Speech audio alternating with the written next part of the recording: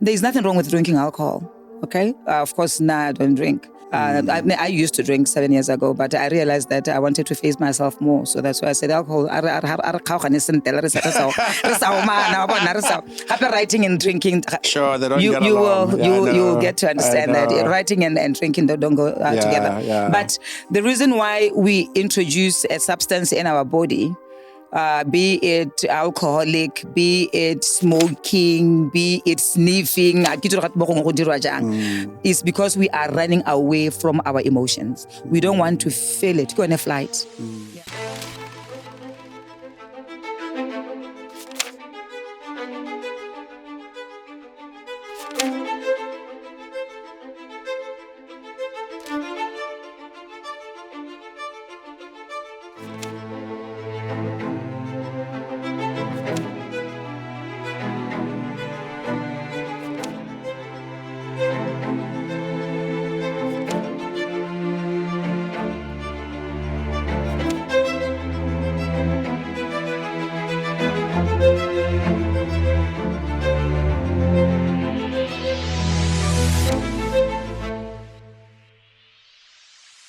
Okay, we're back. Welcome to GrowthWell podcast. Sidiba Samitsi a molemo. So we're happy to have you back to the podcast. And today, just to remind you first, the objective is to bring insights that are impactful to our people in Africa and obviously here in Botswana. So today we bring you someone very special to talk about a topic that is what everybody's talking about, mental health, or the mental issues, mental fitness, whatever you want to call it. So before we start, I'd just like to introduce our guest, Dr Rachel Nekati, very well known around town here in Gaborone, Botswana, and founder of a company called Achievement Enterprises. She's a trainer, she's a coach, certified coach. She's a founder of the company as well. And she's very experienced from corporate here in Botswana, having worked for the banks, having worked for DeBeers Botswana. You recall that one time we hosted Meshila Kama, who she worked with. So, Rachel, welcome. Thank you for having me, Oabona. We're so excited. And it took me a while to bring this topic of mental health here, simply because I needed to get the right people. Because it's, as you know, it's something that's affecting almost everybody. So it was very important that when we attend to the topic, we take it with the required sensitivity and also as per the objective of the podcast to make sure it's as impactful as possible as we discussed. But before we start, I always start with a light moment. So this is how I'm going to start before you start. Rachele wa batu, kiole wa lila, o lila la bana bacha, hwe bacha na gomoretsa. If only we had more time. That wasn't bad. That wasn't bad. And I hope you know the whole story of Rachel in the Bible, and Rachel, I'm sure you know the story. So, and I'm doing this because, in terms of fun, I like choral music. Oh, okay. Yeah, one time. Why didn't you pursue music? Talking about it. Hey, there are so many things that I want to pursue. So it's still in your bucket list. It's in my bucket list. It's not too late. Yes. But I've founded a choir. I've joined a choir here in Gaborone before, Sidiben Choral. And one way of enjoying it is obviously just enjoying the music. So Absolutely. I listen a lot to choral music and so forth. Oh, so obviously back to you what on a fun side, what makes you tingle? What makes you... Yes, I'm a person of many talents, Oabona. But really what lights my soul is spending time in nature. Okay. I'm a gardener. I'm an accredited gardener. So if your garden needs deliverance, you know who to talk to. So I do gardening, I do crocheting. You know crocheting? Okay, I know crocheting. Yes, because I use it for grounding. It's for grounding. It's a mindfulness activity. Yeah. It actually works proactively on your mental health as well. That's true. So I use it for grounding because sometimes I feel like there's so many apps running. So when I'm crocheting, it forces me to be in the moment. And I love cooking.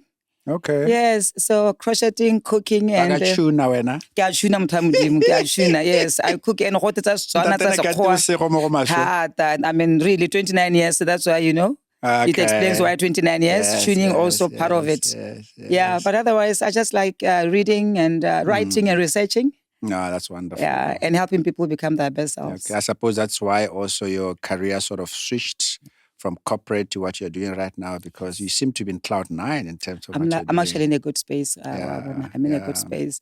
There's nothing as fulfilling as being impactful in people's lives. When you get someone saying, "Oh, I never knew I can be," or "Oh, I feel better," or "Oh, you've uncovered a talent," that is more than anything that you can ask for. So really, I get most of that. And it really soothes my soul. I can imagine. It soothes my soul. I can imagine. Especially dealing with the most complicated organ in the body, the brain mind. And the mind. When you talk about the complicated organ, haven't you noticed that even, I'm sure during your corporate years, you went for time management training, you went for people management training. I did, yeah. You went for anything management, but never mind management. You never get training on how to manage the mind. That's true. We're still operating the programs, our childhood, our upbringing. You start look at situations through what you've been through. Why? Because harina program yote mind management. So that is time we introduce a mind management program where we learn to question our core beliefs, to make sense with things that we did not have control over, and to acknowledge I'm old enough to be different, to do differently, and to get different results. Yeah, we'll unpack that a bit more. Yeah. But before we go there, I see what's on Before we get there, I presented a little bit on what they call your resume profile. Now, and sorry to mention the word eology, I would like to now hear on your eology type profile. Who is Rachel? How would you like people to know who you are? That's a very good one. I don't think anyone has ever asked me that. Rachel is a mother. Rachel is a wife. Rachel is driven by 3 fundamental values. That is being impactful, living a purposeful life, and being passionate. So these are my 3 things that I use as a yardstick. Whenever I have to do something, like when I got an invite to come and speak to you today, I first assessed it against my values. Sorry, where does it fit? Is it passion, impact, purpose? And it actually, congratulations, it ticked all the boxes. Oh, thank you.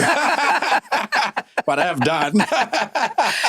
And really, I feel that my purpose predominantly is to assist people see that it can be done. Having lost my mother at a very young age, and looking after my siblings, ke missed the stage. You only 15 now. Yes, you grow tough. You are forced to grow very fast. Absolutely. Yeah. There's that part that I didn't, enjoy. And now my kids are getting to understand when I say I'm still looking after the little Aaron, who's now learning how to play keyboard and just finished her swimming lessons and everything. I don't know. I'm giving myself what I wish I had when I was a baby. Shame. Reparenting. Yes. So I've done the entire 9 years of the reparenting and stuff. And when I was in first year university, I lost my dad. So really, and that's why for my corporate social responsibility, I'm targeting the youngsters to say to them that you don't necessarily control what happens to you, but you can control who you want to be. You understand? Because life happens. So really, my impactfulness is predominantly targeting the youngsters. Those that might be feeling that maybe their upbringing wasn't good enough, or maybe the environment that they're raised in is not good enough, to saying, do not worry about what has happened, hence mind management. You can still choose your journey and your destination because your thinking, your feeling, and actions are controlled by you. Absolutely. But, as age catches up with us, from my end, I see that from you were teasing me earlier where I'm part of lead is part of corporate. And I was like, no. We're still, sort of an entrepreneurial type journey out there. And as one becomes wiser and all that, I find that I told you that we are transforming InnoLead to InnoLead 2.0. And our purpose is to see positive impact, not just in Botswana, but a broader population of Africa through insights and ideas, because that's who we are, with our research. Hence InnoLead as well. But this is a chapter that also comes with me having gone into my 50s. So when you say impactfulness, purpose, with your transformation, do you find that also with the wisdom and all that, you see, I just want to make a difference? Maybe it's because I didn't see that tumela. A person, there are different types of intelligences. When you finish from university, youngster and stuff like that, and all the theories that you have in your mind, you say that you've got liquid intelligence. And now when you get to our age, we are saying you've got crystallized intelligence. And this crystallized intelligence, of course, is made up of, yes, what you've learned as in Koskolong, and also what you have experienced. Because with crystallized intelligence, you can't buy it. You need to go through the experience. That's correct. Because with every experience, it actually makes you wiser. Because it gives you a lot of wisdom. Hence the wisdom. Hence the wisdom. Yeah. And with the wisdom that we both have, how else can we be of purpose than sharing with others? Those who dare to listen and learn, they'll become better. They can even avoid the mistakes that we made. I always say to my kids, I don't want to dictate how you should live your life, but at least avoid the mistakes that I did. Because you openly share those mistakes with them. But I'm going, mom, you're ancient. Hey, but not necessarily ancient. We are saying, hey, these are the things, that's how life is. So really, as you rightfully said, I'm glad to be here because that being purposeful and being of impact. So InnoLead and this conversation. Fantastic. Let's hit the topic. So, like we said, this is a very topical issue. But as a start, with regard to mental health, can you assist the viewers in terms of what we mean by mental health? How should they understand it? Because as you can imagine, sometimes people get into what we see as unhealthy part of the mental health, but they actually don't know. Even people that we assume are normal, like you and I, maybe we go into a bit of depression, a bit of this. No, I'm cool, man. I'm not the type to be associated with depression or sleeping issues, sleeping disorder, or work burnout, which is part of happens with some of us who work for ourselves, and so forth. So how would we define it? That's a very good question, Oabona. And for us to understand what mental health is, let me tell you what mental health is not. Mental health is not an illness. Mental health is not a disease. It's a state of being that affects how a person thinks, how a person feels, and how a person behaves. So this is the emotional side of a human being. This is the psychological side of a human being. And this is also the behavioral side of a person. And why those three are intertwined is because how you think affects how you feel, and how you feel affects what you do. So that is what mental health is. It's a state of being. It's a well-being. Mental health is not mental illness. I got you. Mental illness is a condition that is diagnosed. Depression, anxiety, obsessive compulsive disorders. So mental health is something that we need to normalize as something that we need to be working on day-to-day basis. Correct. Just like oral hygiene, you should have your mental hygiene. And you shouldn't really shy away or I'm not in the right state of mind in terms of thinking. I've got a bit of stress and I think it will affect how I feel. Then allowing it to go to a point where now it becomes an illness, health illness. So health is a well-being that we need to know. It affects how we think, feel, and behave. Illness now, to a point where intervention. I got you. Let me pick an example, which, for instance, we're talking mental health. So you can talk about physical health.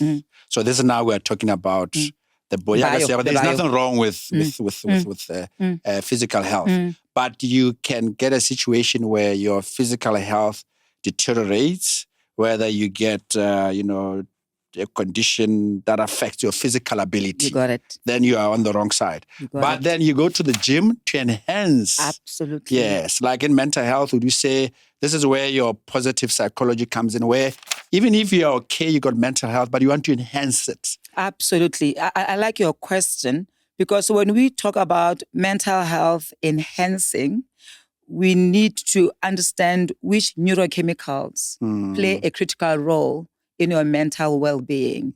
Without getting into much detail, I would just like us to focus on basically two neurochemicals. I got you. That is the cortisol and the dopamine. Cortisol, stress, whenever you've got stress, cortisol goes up. You understand? And once your cortisol go dim, you know what happens. You know how the body is designed, Oabona. When your cortisol is in excess, your body gets now into a fight, flight, and freeze. The brain has got this part in the limbic system. The limbic system. Whenever it senses there is something that is not right going on and it gets triggered, you're never fight, flight, freeze, or fawn. So similarly, when a person is experiencing excessive mental health imbalance, your cortisol is going to be triggered. Your cortisol is going to be, your amygdala is going to be triggered, and then you're going to have excess influx of your cortisol. And the problem here is, once you have cortisol in part of your brain right here, it's on the PFC. PFC is the prefrontal cortex. That's where you make your logical decisions, where you're reasoning. The CEO of the brain. You're on the CEO of the brain, the prefrontal cortex. So when you've got excessive cortisol, the PFC of the brain, it actually shrinks. And also when it shrinks, the oxygen flow to the PFC, so it affect your cognitive abilities. All kind of symptoms. So negative thoughts, had you thought it in negativity, affect your emotions. Stress, my palpitations, I've got stiff neck, I feel like staying in bed the whole day, I'm feeling anxious. Can you say where it started? I'm with you. Because the neurochemical that has been stimulated, fight, flight, or freeze. Because what do we want to be doing as humans? How do we work our mental health? We want to work with our bodies, hence body affirmations, hence more positive psychology, hence more watching your diet, hence watching your association, hence watching your networks. Can I get if you pick up a book and then start reading the hot gossip or things that depresses you, you're affecting your mental health. Or news, like some of us who've decided that we don't watch news anymore. You cut on the news. No, I don't watch. That's a trigger, as they. Well done, well done. Not only news, TV,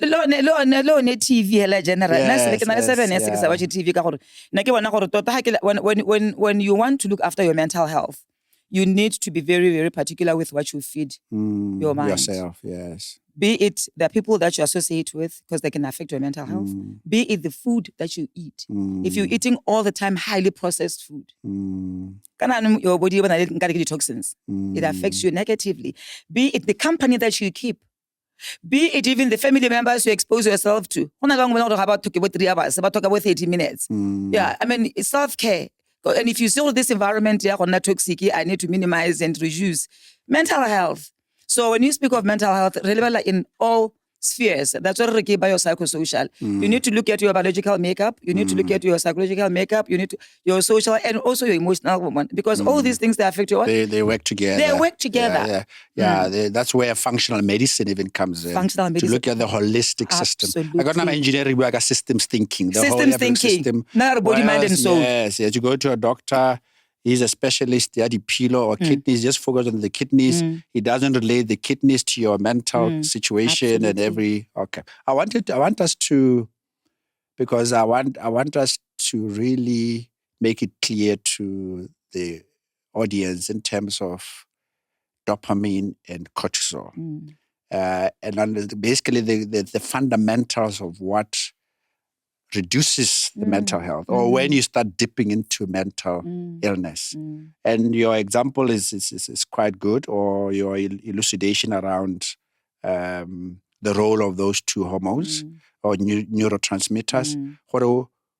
Again, just in simple terms, I mean, cortisol is a natural hormone. It happens, it's there for a purpose. Exactly. It's necessary. So now, to what extent does it now go into unhealthy mode where it can lead to depression or reduction in your immune system because it's maybe goes longer than it should be.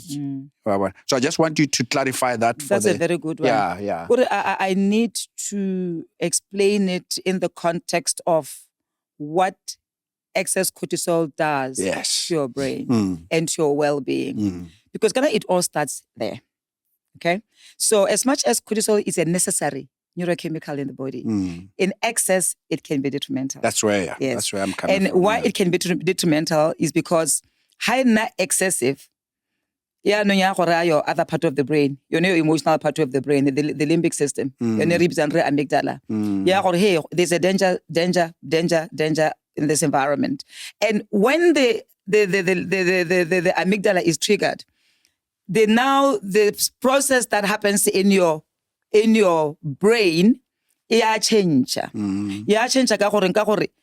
How at that point, how can I do an irrational decision? Now mental health. How can I do an irrational decision? Because the moment in 90 and the limbic system, it triggers amygdala.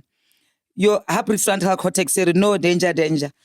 Your executive function reduces. That's number one.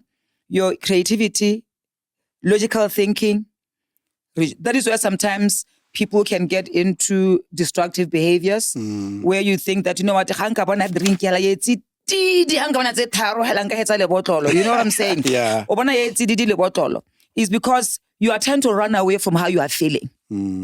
You understand? Because your cortisol has triggered your emotions so much that I don't want to label emotions as good and bad, but I'll say you're experiencing big emotions, which you don't know how to handle. So the best thing that for you to do is what? Hey, like hanka fua sengwe, hanka nwa sengwe. Baba go ile like you are retail therapy. That's an escape. You're going there, exactly. Escape. You know what I'm saying? Yeah. So what we are saying is that we need to make sure that though, yes, the cortisol is necessary, it does not get to a point whereby it triggers on the emotional part of the brain. Maybe I'm in a danger zone because danger zone, even in a corporate environment. And then you are there as a leader, or people you are not innovative, you are not creative. When all the excess cortisol, it sufficient oxygen here, the prefrontal cortex. Exactly. How do you expect people to be creative and innovative? How cortisol? Hence, the balancing of the cortisol is very important. How can you balance your cortisol? That's when you need to look at your biological, your fitness, well-being. Walk around the house, because by so doing, you are stimulating your dopamine. You understand? You are stimulating your dopamine just by exercising or how to phakela there's anything wrong with yes. You need to know when you wake up in the morning, your body is still coming from a fasted state. So you need to be eating to nourish. Correct. And you need to be putting things that the body can easily absorb. Fresh. Putting other toxins. The timing is not right. That's right. That's right. So, and your bio, as in your physical fitness, your dietary, as in what you're eating, and also what you're putting in through your other senses. That is your auditory, that is your sight. What are you watching? And we'll talk more about social media. Absolutely. One of the obsessions at the moment. So you can actually take intentional steps. People Some people prefer maybe waking up in the morning to manage your cortisol. Of course, we've exercised. You're saying your affirmations, positive psychology, reading and watching something that inspires you. Because once you get inspired, your dopamine, absolutely, then, or give a call to somebody who's going to make you feel good. It's your I don't know the weekend also invite. I get one say, munga court case. First thing, pakela hell. First thing, pakela hell. So you have to be very protective of your environment. I got you. With mental health, that we need to ensure that people that we interact with, they are, don't entertain anyone who is a risk to your nervous system. After you've socialized someone, it puts more meaning, it puts a minimize. Minimize. I'm going to give family member. So, but why minimize? All for what? Mental health. No, that's good, because I really wanted us to really understand when you talk mental health, as you said, there is the ailment part of it when you've deteriorated into the negative. Some of us engineers talk in terms of negative and positive. Maybe you're at -8 or -6 and now you need help. Whether it's sabrana, and I like the way you said it. Sometimes when that happens, people feel, hey, it's time I get 2 bottles of which obviously does not help the situation. You are just numbing and suppressing. Yeah, exactly. And I just wanted you to balance the cortisol in terms of it's a necessary part of the body. Even obviously dopamine is quite relevant. I mean, I just get reminded here because when we talk leadership, we talk about for you to enter what they call flow. In other words, where you are now at your best. There is you need a bit of dopamine and a bit of stress. In other words, the work, whatever you do, should have a certain level of an anxiety, not negative anxiety, but good stress, as you said. And when they come together, propel you to excellence. Yes, absolutely. Which says, stress is necessary, but to excess certain things. So we're not saying, no. It's there for the purpose. Yeah. Absolutely. Excellent. Now let's get into the challenges of mental health in terms of the problems when now that kicks in. What are the symptoms of that, and what is going on around in terms of mental health? Because you know that the number of cases of suicides in our workplaces, the burnout, the rate at which staff are requesting, especially obviously I think it was also brought out of the woods by the pandemic, by the corona period, where a lot of people spent time at home and there was a lot of stress, there was a lot of isolation and those type of things. So I think one of the good things about the pandemic was how it brought all the mental issues to, because obviously there's a lot of a stigma around just me coming out and say, hey guys, get depressed, that type of thing. So I just wanted us to now, for the sake of the audience or the viewer, to just, what is the problem now? How does it manifest? I would like to talk about it in two folds, Oabona. Adolescents and adults. Okay. Talking about adults, of course, the pandemic has increased the awareness. The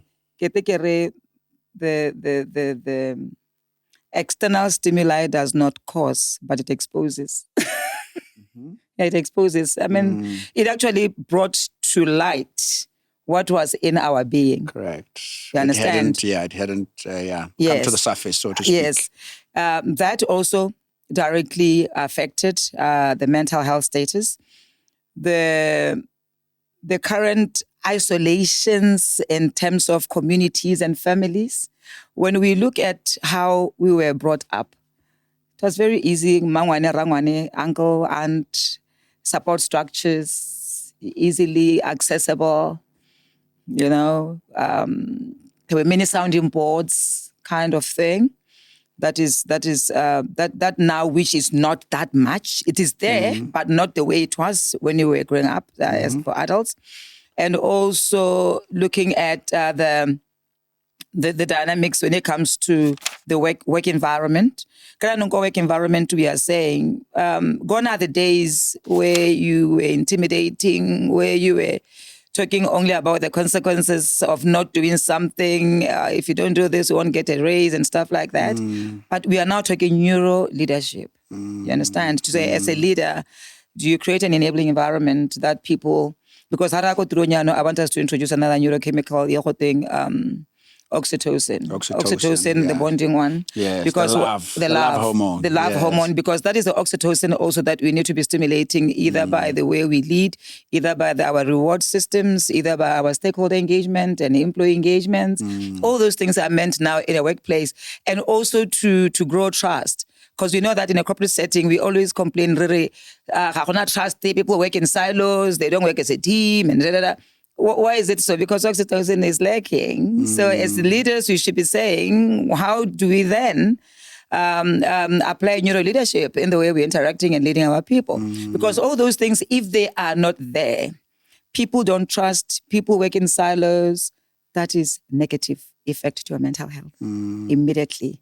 That affects you immediately, because the environment that you create in a work environment, the environment that you create at work, it immediately just affects your mental health. Hence, on it's 3 months. Have you noticed that body sick leave, anybody's wrong? Not that they are caused by mental health, but what I'm saying is that sometimes that pain that doesn't seem to be wanting to go away, maybe it's a trapped emotion or trapped thoughts that you haven't dealt with. Because the thing with mental health is that when it's not good here, it then gets stored in 3 places. They're not feeling good in your mental space, get stored in your body DNA.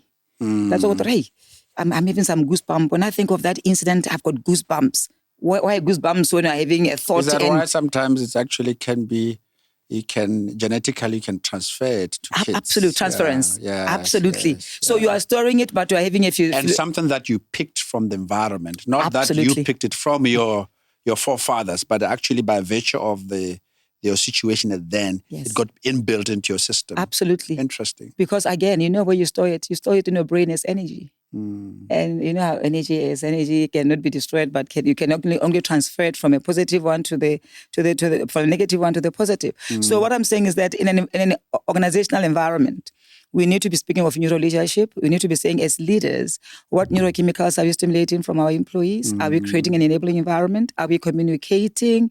Are we having issues? The whistleblowing. Yes, we are saying people must be whistleblowing and stuff, but why is it that I'm afraid to tell you that this environment is toxic as my boss? Yeah, why should I do it secretly? Can you see all these things affect your mental health? All right. Now, talking about the adolescent. Adolescent is a different one altogether. Because remember I spoke about the executive part of the brain, the PFC? Prefrontal cortex, yeah. You know when it is fully matured? 24 years. So until your child or a teenager is 24 years old, know that the PFC is not fully matured. Yeah. But how many of us parents expect 24 years and below make executive decisions? They must choose many things. They must choose, many things. You know what I'm talking about? And even the schools they want to. You'll hear of a very, very young child who go boarding school. I've got nothing against boarding school. But I always say that sometimes, as far as possible, we should not outsource parenting. That's correct. Because a board master is going to look after 30 children. We're not going to look after 4 or 2 or 1. And it's the critical time when a child is developing. Correct. Still sensitive. It's still malleable. Still malleable. Yeah. Even if it's at boarding or not boarding, but you need to be involved as a parent. And infusing your values. I mean, that's one thing. Absolutely. Because I always say every family's got its own values. Obviously, they go to community, societal, but you have your own. So when you take your child out there, before the child adapts and understands what the family values are. And then there's peer pressure. And then there's fitting in. And then there's adolescent. And then there's teenagehood. And then there's all these things. And the prefrontal cortex is not yet mature. They can't handle big emotions, And then sometimes that is where we see what? Suicides. We see what? Substance abuse. You see what? Early premarital sex. You see what? You see all those things, because all these things are meant to what? to numb the emotion. It's to numb because they can't handle this feeling. So the only way they can deal with it at that moment, though they are not yet old enough to reason, because kind of the logical part of the brain, which is the prefrontal cortex, is not that mature. You know? So I think as parents, once we can get to the understanding that until your child is 24 and above, they cannot really be trusted with making reasonable executive decisions. We need to guide them. But Rachel, what? No, you got it. I just wanted to, because people obviously, I don't want to say maybe taking kids to boarding school is almost fashionable. Yeah. We know that. And there's nothing wrong with it. Yeah, and a lot of parents in Gaborone that can, or in Botswana who can afford, they're taking kids to Zimbabwe, to South Africa, exposing them to different cultures and all that. And usually the saying will be like, I want my son or my daughter to learn to go there. Some of them say, I want it because I'm taking them to a Christian school. So they'll be disciplined. They'll learn how to fold their clothes. And, some of us went through boarding school, by the way. So we ought to clap and and by the way, I'm not saying there's anything wrong. I think I follow you. Yes. So, but I want us to help them, because right now there could be a viewer who's probably thinking, should I? And there are people that really think. I mean, some take their kids as early as Form 1 to South Africa. It's very popular now to do. Yes, some school. Primary. So they probably thinking, should I or should I not? And I always tell people, it's almost a gamble. Sometimes you do it and it works like a bomb. Because like you said, maturity is different. Some kids go there, 21 years old, they are fully mature because it works on the genetics. Some will be 24, some might even be 30. Absolutely. Might be a lot later. So kids are quite different. So some have worked out well, but we've had parents who've taken their kids to South Africa just to pull them back, because I know a lot of kids who have really struggled, especially with the very unique South African culture, which we know from what South Africa has gone through, that now you put your kid there and it's a bit of a... So I just wondered, in terms of your last words around adolescent and the kids and boarding school, how should, if you're talking to a parent who's got a 15-year-old and they are mumbling over the issue, how should they think about it? Obviously, decision is up to the parent at the end of the day. I'm going to give you a break on that one. I'm going to go back to it. Yes, we've got boarding school. Let's put it on one category. All right. Let's say for those that are sending their kids to boarding schools, there's nothing wrong. But of course, that can also be a problem if the prefrontal cortex is not mature enough and the kid cannot make decisions. Let's still talk about the ones that we stay with. The ones that some of our kids, we stay with them. But are we available as parents? There are many things that we need to evaluate, Oabona, and we really need to really... We are now living in an era where we see lots and loads of carpooling. We are living in an era whereby kids batswa ka dikombi. We are living in an era whereby ngwana ga ya phakela ga o mmone o ile sekolong. I remember when my kids were still in high school, I was in the PTA. We used to struggle with parents not picking up their kids' reports. Kore school fees sa duela online a kre EFT. Me go tsa report ha itse me o duela term ya tang. Me re ntse re nna le bone. I want us to balance both ends, because I think the bottom line here is being available as a parent. Being present. Absolutely. Yes. Being present as a parent, because re gona re nne le bone me re seo. I got you. So whether re nna le bone kana ba ile ko boarding school, re a me re are present. Do we get home and chat with your kid to find out how they were at school? I was trying. I was living a very busy corporate life. But I was really, one of my high moments was that if there was one thing that I really made sure that I do is to pick up my kids ka lunch. Because the khanda was into the you know, how was your day? Not a long answer. Yeah. Then when you get home, you say, "Oh, how was your day?" Fine. Yeah. You know what I'm saying? Especially boys. Even girls. Even girls. You understand? Yeah. So I tried to make sure we have that kind of conversation. So really, going back to the issue, should I not? I think my answer to it is we need to be present. Yes. You need to be present as parents. And why present? I think once we understand the why, we'll then understand the reasons why it's important. Number one, we need to inculcate our values. We are not saying that our kids are going to adopt our values. They are going to pick and choose. But at least they'll have a foundation to start from. They must have something. But if there isn't anything that they're going to benchmark with when they meet the world, because the world there is really, it's a different planet. Yeah, it's a different planet. But a solid foundation when they are now exposed to different environments and stuff like that. Resilience, they can have resilience, agility, survival. and absolutely. Yes, yeah. So presence as parents. Our children sometimes struggle with handling big emotions. They don't have the sufficient capacity to be resilient. They don't have sufficient capacity to be agile. That is where we see a lot of substance abuse. That is where we see the prevalence of body suicide. That is why we see all other things which sometimes we feel as parents we don't understand. The issue is that their biological makeup is not yet mature enough for them to make absolutely. You know.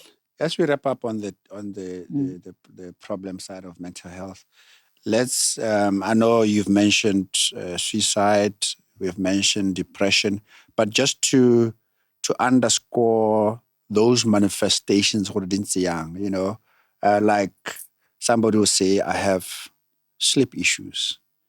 And just to find out it's actually not sleep issues. It's actually also a manifestation of stress because then you can't sleep. What are the different, insomnia and those type of, how does it, apart from suicide, apart from depression, are there others that will indicate that I am unwell? Because I'm saying this because people live with, we live with kids, the peers, as kids are together. At work, you can see that the colleague. So I think one of the things that maybe we don't do very well is be able to know that there is something amiss, especially as early as possible, so that the interventions can be able to come. That's a very good question, Oabona. I want us to take it to why the behavior. Because I can't sleep, or I feel like locking myself in the room. That is just a symptom. It's what you are seeing with your naked eye.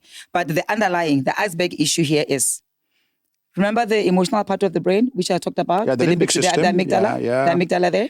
Once it's triggered, there are 4 things that happen. And this is where now the symptoms that are going to come from. There is the fight, excessive anger, impatience, and we see it also even in adults, and this is applicable both adults and adolescents and youth. And then we see the freeze. The freeze depression, where you want to lock yourself away, where you don't want to see the world. Upside down, you know, you are isolating yourself from the society. That is a stress response, which is the freeze. You understand? And then the flight. The flight, where we look at numbing substances. There is nothing wrong with drinking alcohol. Okay? Of course, I don't drink. I used to drink 7 years ago, but I realized that I wanted to face myself more. So that's why I said alcohol. Writing and drinking. Sure, they don't you get along. You will get to understand that writing and drinking don't go together. Yeah. But the reason why we introduce a substance in our body, be it alcoholic, be it smoking, be it sniffing, is because we are running away from our emotions. We don't want to feel it. Go on a flight. Yeah, we are running away. Because we are trying to hide. Okay, sorry, man. So because what are you trying? We're trying to hijack dopamine. I got you. Have you noticed that I was saying to the other people that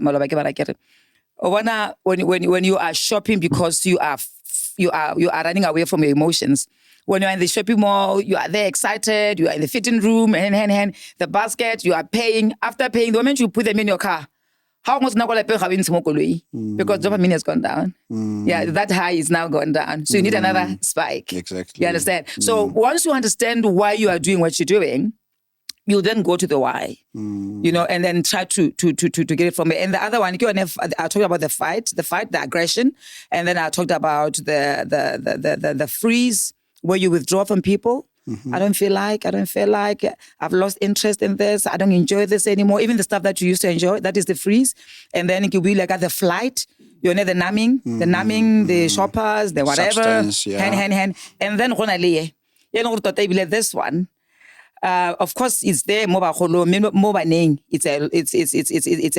a lot of it, which is the phoning. Phoning is phoning, F-A-W-N, phone, where you are excessively pleasing other people at your own expense. And now, since the kids also find themselves exposed to a lot of peer pressure, that's why phoning it the prevalence of social media, fitting in. So, phoning in so prevalent, excessive, so excessive. So all these are the stress. Trauma response, but I try not loosely use the word trauma, because I get traumatized. When your amygdala is triggered, you are going to portray this behavior. So these are the signs. Okay.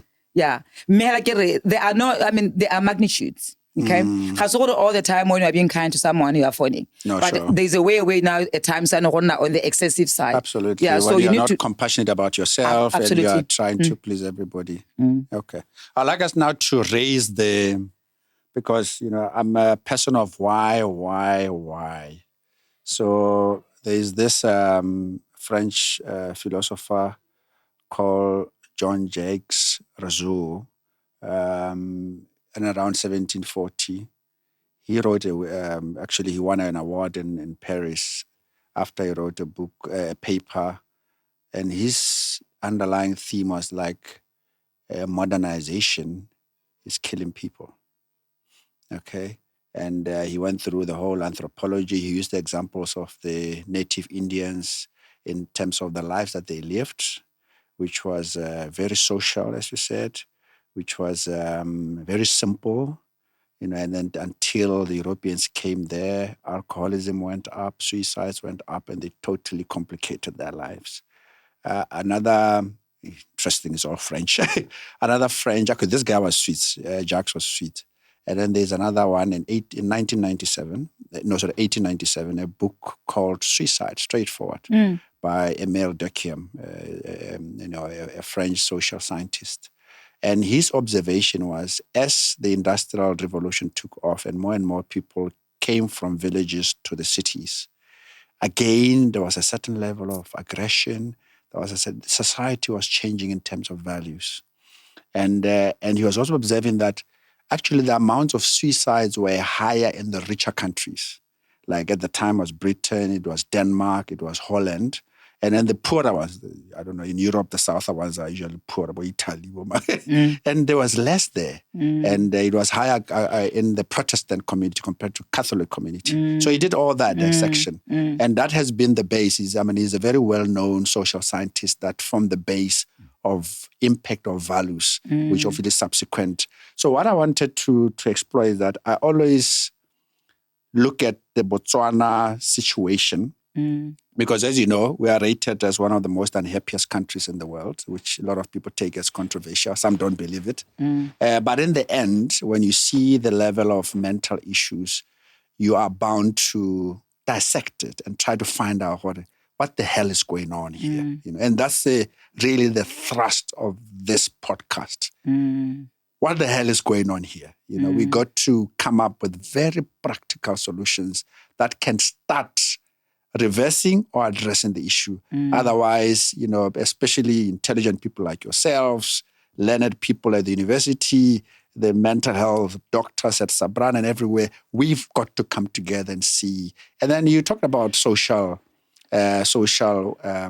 support, which for me, as you said, some of us who had a chance to stay in the village in the 70s, we know how important how people supported each other. I always tell people how, even with my grandfather, when he slaughters a cow, I remember very vividly how they'll distribute the different pieces. People will come and then, that types of generosity and gratitude in terms of thanking and acknowledging your community. Those two things were very strong. Now these things are busy. Today, cousins don't know each other.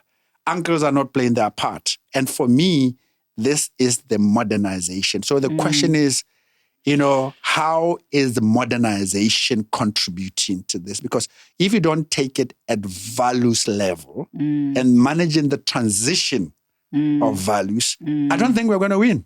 No, absolutely not.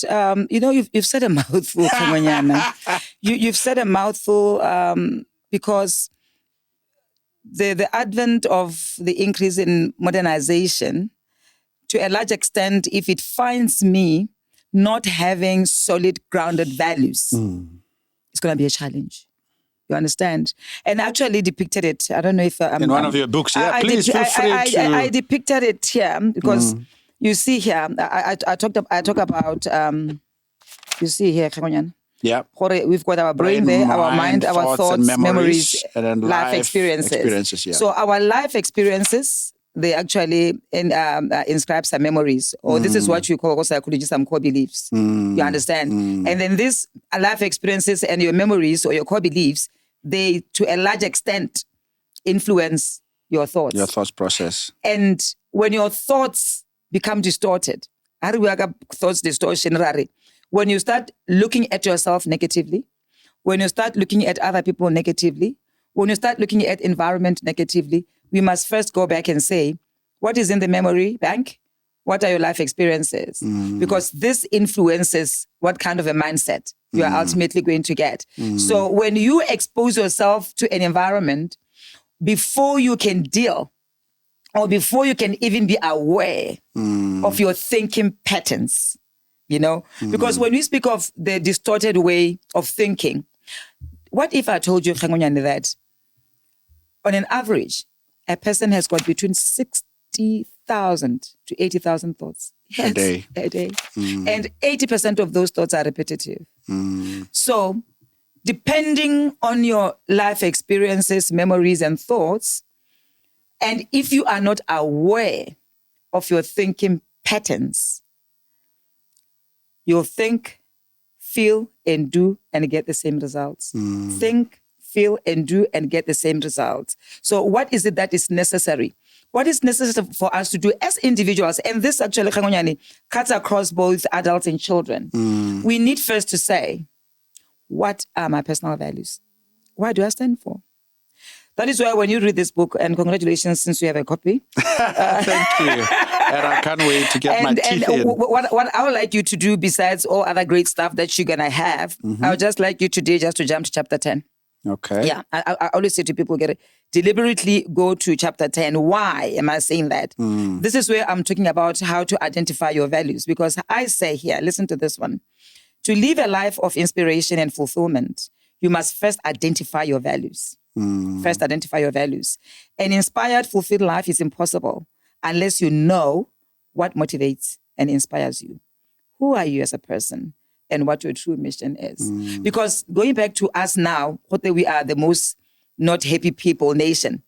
This could be, listen very carefully. When you live by someone else's values, you find yourself saying should, ought, must all too often.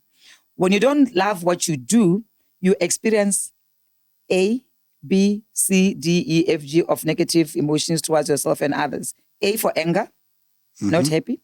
B for blame. C for criticism. D for despair. E for envy. F for frustration. G for guilt. What are these? These are the telltale sign. There is values misalignment. So when we say people are angry, people are frustrated, people are sad, what are the causes? Maybe there are values misalignment. Maybe they're not doing what they really want to do. Maybe they're not inspired from within. So we need to get to the root cause. You understand? Because when you don't first know who you are, self-awareness. Who am I? What do I live for? What makes me happy? But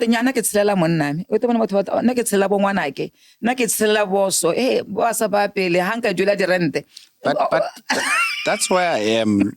That's why I am when I reach And I agree with, at an individual level, you can adopt these principles. But what I'm saying is the tide of modernization, it is so big. Let me give you an example. We have societies in Africa. Africa needs to develop. But we have leaders at political level that will have vehicles that are fancy and extremely expensive, whilst you still have people who are living in poverty in millions. This is our Africa. Absolutely.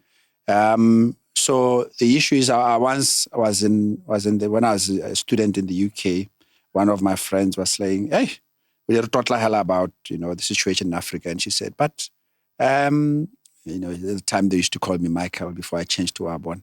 So he said, "Mike, why every time I see the news, I see the convoys of presidential, you always have the fancy things, but at the same time, you guys are poor. Africa is poor. I hear this all the time on BBC. Just help me."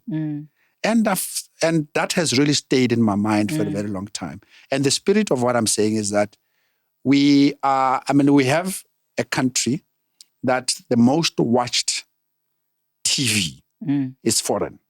People will watch the Kardashians. They will watch CNN because we don't have our own that can depict our values. Sometimes I miss. Remember that there was once a series in Botswana based on Tokolosi, what. Interesting. We used to watch it with my son, and we enjoyed it because that's who we are. But for some reason, it's totally went out of the screens, and now we're back. When we have BTV, it's got some Korean stuff in it as series. So what I'm saying is, if you've got a society that's not in charge of its own values, how do you then blame a kid who says, Nagizi CNN, Gizi, Beyonce and Kardashians. And as a psychologist, that's what's going to influence my values. Am I right? And I'm saying, how do we now influence that? If we don't, and that is why I have a problem, which we'll have a different discussion around the mindset change. Absolutely. That doesn't go address these fundamental questions. That's a very good question. I always say to people, before we can talk about the world, before we can talk about the country, before we can talk about the society, before we can talk about the community, Oabona, it goes down to talking to the person. Because you gave a very good example of someone, maybe some other leaders living fancy lifestyles and stuff like that, while other people there are struggling. Let's pick the leader. Let's say that leader is leader O. Let's dig deeper. What happened to him? Let's go to him. Because you know what it is, the other thing that you need to be aware of is that your voids influence your values. Whatever void that you have is going to influence your actions and behaviors. Whatever that you lacked in childhood, whatever issues that have not been dealt with, whatever things that have not been settled accordingly, they are going to significantly, because all those things are stored in your subconscious mind, whether you are aware or not. You can be so accomplished, but still behaving like a 9-year-old in the playing ground. Crash. Somebody pushed me and took my bicycle. You understand? You still got that wound that it's there. So before we could even see the manifestations in terms of the behaviors that you are seeing out there of what is happening, we need to take a person, that is how psychology comes in, a person, and say, what happened to you? Why do you do what you're doing? Remember that picture that I showed you? Your life experiences are going to influence your thinking and also the condition of your mind and everything else that you're... At individual level, we need to look inward first to say what it is. That is why for the children or for the adolescents, our responsibilities as parents, we need to intervene this early to embed the importance of knowing themselves as children, of them understanding what their values. When you are clear as a leader, when you are clear with your values, when you are clear with your void that has now been dealt with, you will see a manifestation. I remember there were some leaders, to have a salary increase. You know, I cannot increase salary. I mean, that's exactly what you're talking about. You understand? But there is a void. So we cannot isolate the person in this conversation, because at the end of the day, whatever that you are seeing, the behaviors that you are seeing, they are done by an individual. And that individual, there is an untold story.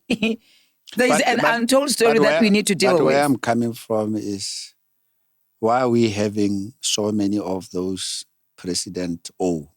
Lovely. Across a continent. Beautiful. You know why? Because maybe until of late, mental health has been a taboo. When I say to you, I think you need to say psychologist. Rachel? We have not normalized seeing a psychologist or a psychiatrist. Leader O, the way he's behaving at work, the way he's interacting with people, the way he is, the father that he is at home, you can clearly see where there's a void. But he has not sat down to inwardly reflect and introspect and see himself for how he is coming across. I didn't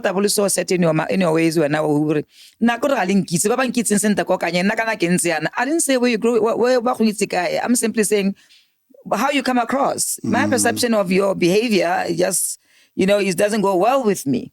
Understand? So people are still not comfortable with normalizing mental health checkup. Checkup. Whenever they're behaving all the nice stuff whilst other people are struggling and suffering, before you can even call him greedy, before you can even call him aggressive, before you can even call him narcissistic, what happened to him? What happened to him? When a mental health, the good thing about it is this. When you drive right now outside your yard there and you see a crippled man right in front of your car, what are you going to do? You're going to stop and help him cross the road. What about mental crutches? What do? Blame? Call names? Mental crutches are real. And until we come to terms with acknowledging, but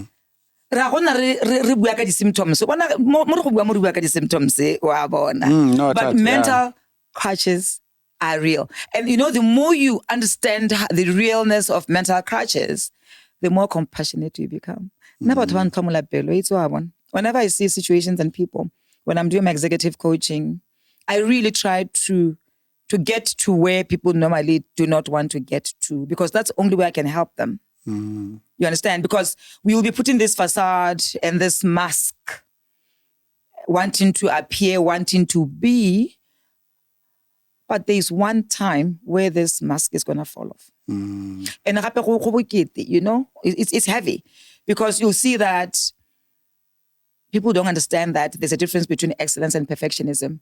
You'll see that people spend most of their time's energies managing how they come across, managing people's perception, managing what will people say because of what? Perfectionism. Perfectionism is according to another person's perspective, whilst excellence is being the best we can possibly be. So one of this pursuit of perfectionism, what happened to you? What happened to you? What happened to you? Because it's a sense of control. You want to control because you are what? You are afraid. Chapter 13, I talk about it. You are afraid. You're afraid of what? Because you don't want to be triggered. What is triggered? You're only triggered if there's something to be triggered. That trigger is triggering what? What happened to you? What happened to you, Kgengwenyane? What do we need to get to that point where we are very honest with ourselves to say... Is that why when you go for therapy, obviously the first thing is, tell me about your upbringing. Tell me about as a youngster. That's where it all starts. And people don't want to go there. I don't want to go there. My big car, my big house, my expensive handbag will just give me that dopamine rush. And I'm good.